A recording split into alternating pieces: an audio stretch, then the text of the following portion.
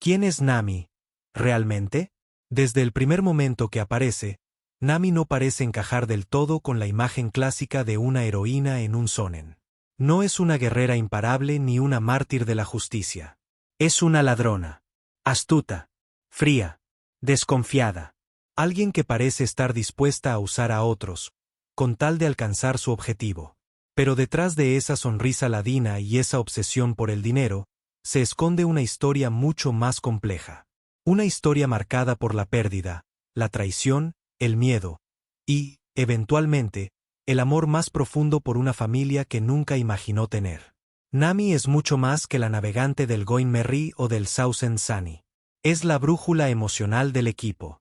La primera que aprendió que seguir a Luffy no es solo una decisión estratégica, sino un acto de fe. Las heridas invisibles. ¿Trastorno de estrés postraumático? Para entender a Nami, hay que mirar su pasado con brutal honestidad. Su infancia fue robada.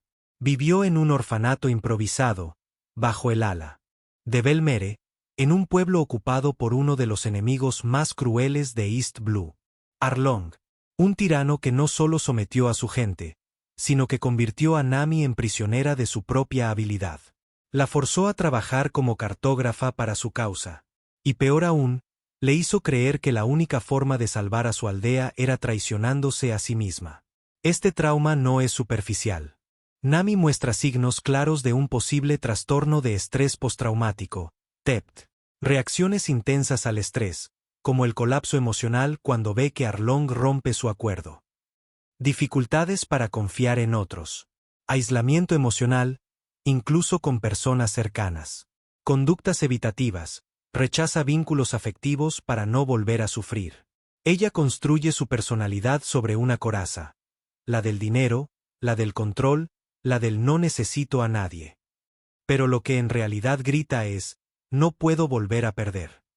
Durante buena parte de los primeros episodios de One Piece, Nami no es exactamente confiable. Forma parte del equipo, sí, pero no por convicción. Está ahí por conveniencia. Tiene su propio plan, su propia agenda, y su objetivo es claro: robarles a los piratas para comprar la libertad de su aldea.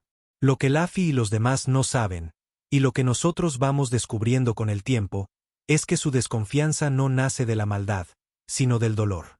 Nami no traiciona porque sea fría. Traiciona porque el mundo ya le enseñó que confiar en alguien es exponerse al sufrimiento. La vida la obligó a aprender que depender de otro es un lujo peligroso. Así que se armó de máscaras: codicia, sarcasmo, distancia. Y detrás de esa coraza, había una niña atrapada.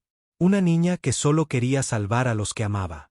Cuando llega el momento de la verdad, el disfraz se rompe.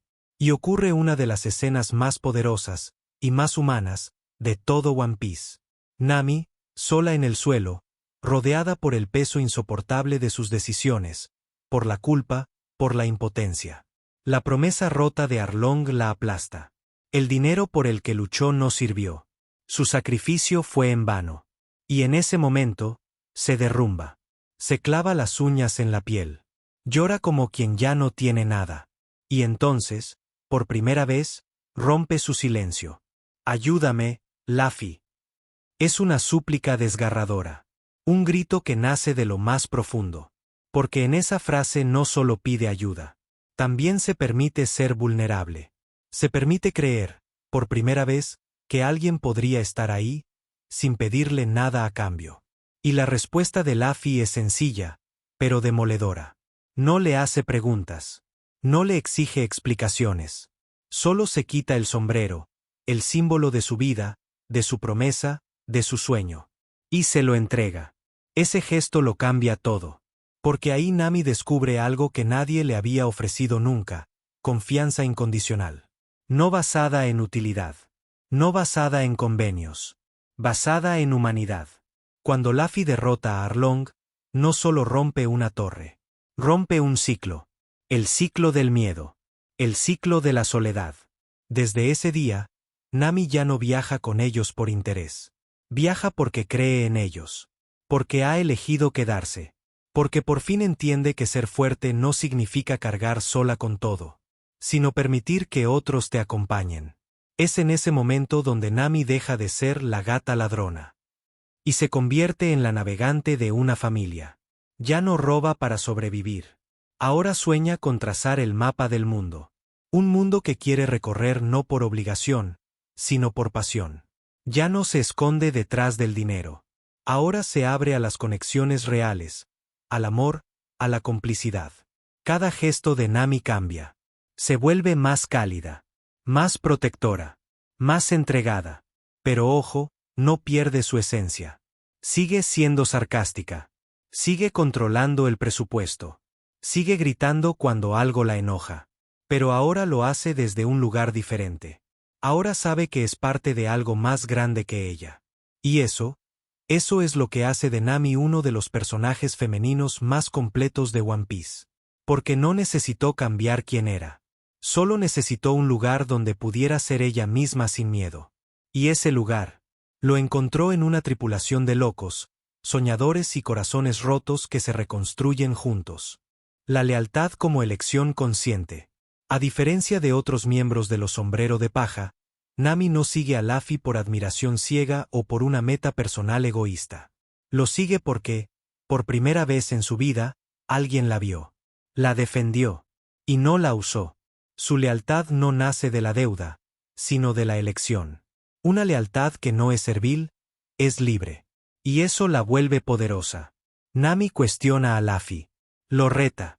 Lo frena cuando es necesario. Pero también es la primera en ponerse a su lado cuando la situación lo exige. Cuando se enfrenta a Enel, cuando desafían al gobierno mundial, cuando están en peligro en Whole Cake. Nami está ahí. No como un soldado, sino como alguien que eligió amar a su capitán. Y eso, viniendo de alguien que fue traicionada durante años, es una de las formas más bellas de redención que ha escrito One Piece. Belleza como herramienta, y como espejo del espectador. No se puede hablar de Nami sin mencionar algo evidente: su belleza. En un universo como One Piece, donde los diseños de personajes son exagerados, simbólicos y muchas veces caricaturescos, el cuerpo de Nami ha sido objeto de debate constante. Desde su primera aparición hasta su diseño actual, su figura ha cambiado notablemente. Más alta, más delgada, más sexualizada. Y aquí hay una dualidad interesante. Por un lado, Nami sabe que es atractiva. Y lo usa a su favor. No como una femme fatale vacía, ni como un estereotipo sin profundidad, sino como alguien inteligente, que conoce las reglas de un mundo dominado por la codicia, el ego masculino y las apariencias. Y las voltea a su favor cuando lo necesita. Lo hemos visto muchas veces. Nami coquetea, manipula, seduce, no por placer, sino por estrategia. Cuando hay que salir de una situación peligrosa, cuando necesita información, cuando quiere algo sin recurrir a la violencia, su apariencia se convierte en un arma no letal. Una herramienta más en su repertorio de supervivencia. Y eso también forma parte de su historia.